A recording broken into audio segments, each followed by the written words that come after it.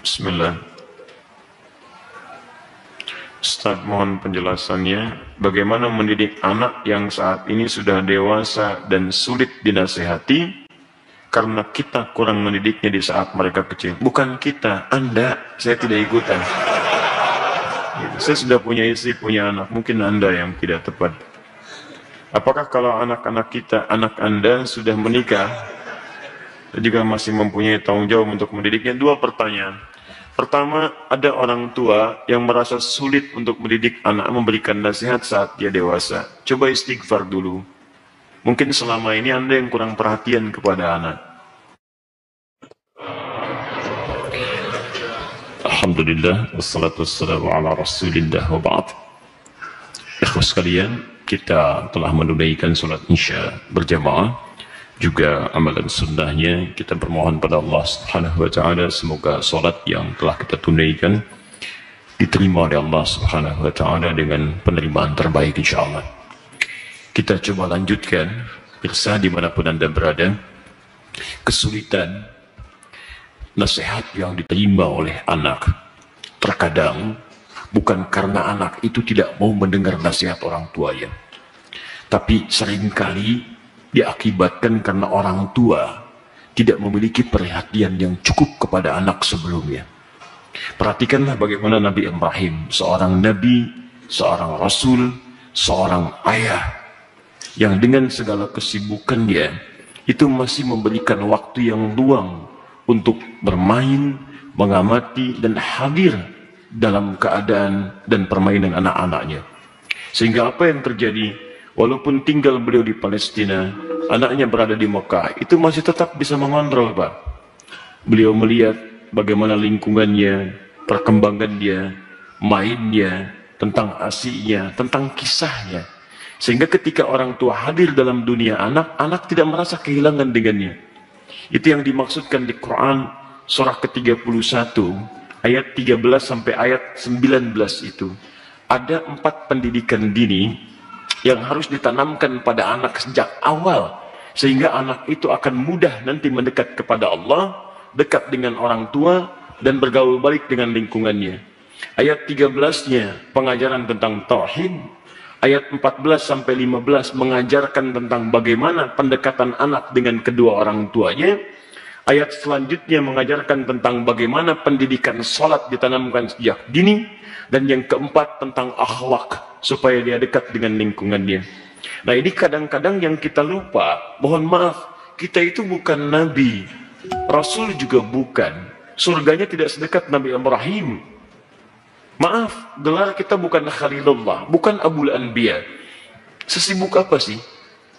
Kadang-kadang pekerjaan berangkat gelap, pulang gelap, anak tidak bisa terlihat dengan baik. Ini barangkali yang menyebabkan anak-anak kadang ingin mencari perhatian, bukan karena nakal, tapi mungkin karena orang tuanya tidak hadir dalam dunianya. Yang jadi persoalan. Saya mohon Bapak Ibu sekalian, kita sudah punya pengalaman yang sama. Ya, setiap Anda pulang ke rumah, anak kan tidak akan menyebut dengan profesi Anda. Anda jadi direktur di kantor, tapi di rumah anak Anda itu mengharapkan ayah, bukan direktur.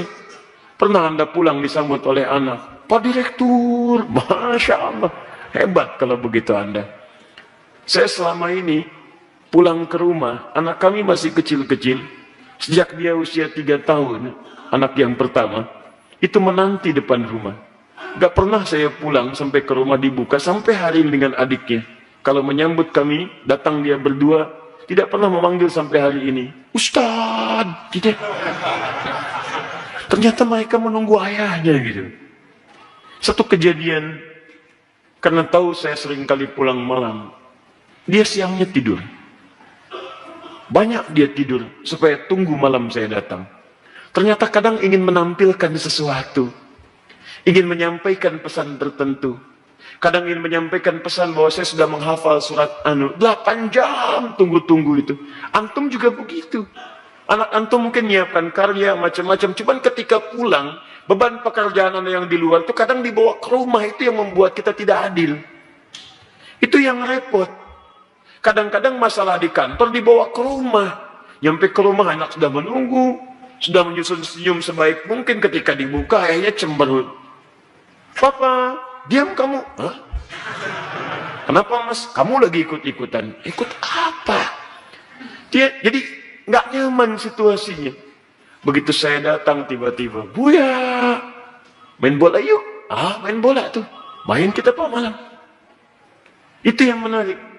Sampai besoknya diceritakan sama bundanya, Buya itu capek kak, tunggu dulu ya. Pijitin dulu, bobok sebentar, baru main. Besoknya ditunggu, Masya Allah, di depan pintu. Buya, capek ya? Masya Allah. Ayo sini bobok, kakak pijitin. Pijitin Pak. Bobok dulu, bobok merem, katanya merem. Begitu merem kita, baru semenit. Ya, bangun, main bola yuk. Masya Allah. Tapi itu tuh susah didapatkan lagi ketika dia dewasa. Jadi kalau Anda nggak dapat sekarang, besok Anda tidak akan bisa meraihnya. Karena itulah orang tua seperti Ibrahim alaihissalam memberikan perhatian yang dalam. Anak itu punya rasa. Jangankan mendengar nasihat bapak ibu, ya nyawa saja mau diserahkan kok. Bapak cuma mimpi melihat kamu begini. Kak, kerjakan sekarang Pak. Coba antum tes ulang dari sini. Bapak tadi ikut kajian Quran Sunnah Solution. Wah, dapat gambaran. Nyembelih kamu. Bagaimana pendapat kamu?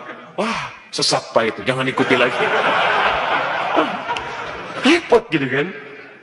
Jadi yang pertama itu demikian. Pertama kita koreksi dulu. Yang kedua kita mendekat kepada Allah berdoa, ya Allah, tidak engkau titipkan anak itu kepada ibunda yang lain kecuali pada hamba ya Allah.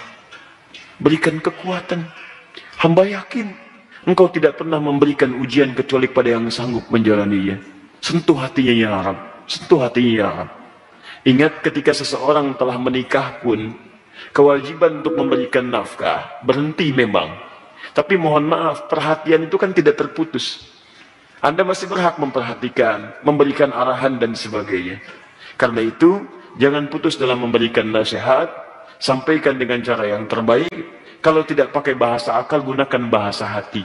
Setidaknya jadikan dia teman dalam kehidupan, insya Allah dengan kalimat yang menyentuh, lama-lama dia akan tersadar. Jadi buka dengan doa, setelah itu ajak untuk berbicara dengan bahasa hati.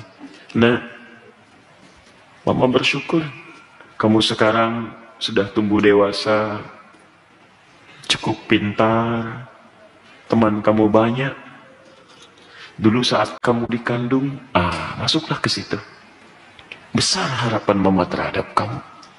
Tiap malam Mama bermohon kepada Allah mengalirkan air mata, supaya kita itu bisa sama-sama duduk, sama-sama tersenyum, kita bisa bahagia. Saat kamu berada dalam sekian bulan, harapan itu semakin tinggi.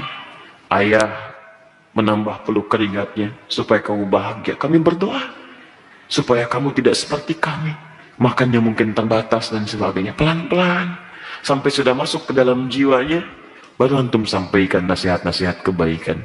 Insya Allah pelan-pelan di situ akan hadir kebaikan-kebaikan. Demi Allah saya katakan, sepanjang menjadi orang tua, akan ada satu chemistry yang terbangun antara dua hati, yang satu sama lain akan saling tersentuh di situ.